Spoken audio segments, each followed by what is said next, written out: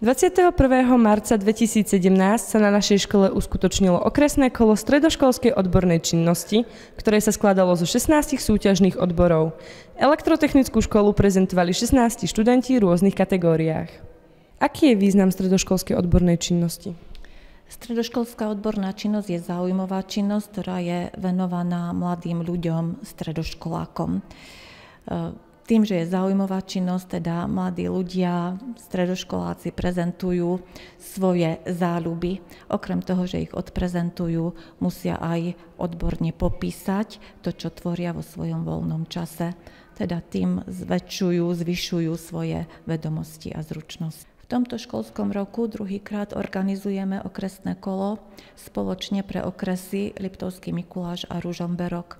Je to preto, lebo v okrese Ružomberok klesal záujem o túto súťaž. Čo je témou tvojho projektu?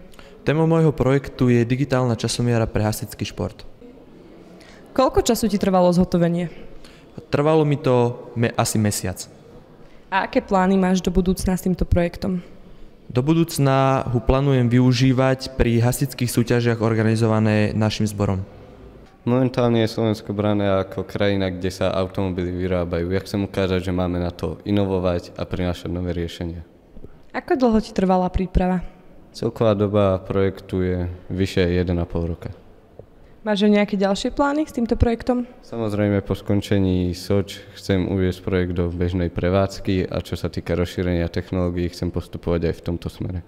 Aké sú tvoje pocity po prezentovaní tvojho projektu?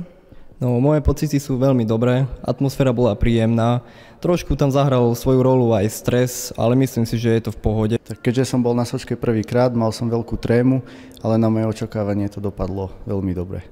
Našim 7 elektrákom sa úspešne podarilo dostať do krajského kola. Prvé miesta obsadili Kiš, Makúch, Sleziak, Straka a Štekláč. Držíme im palce. Pre Soše TV Romana Dropová.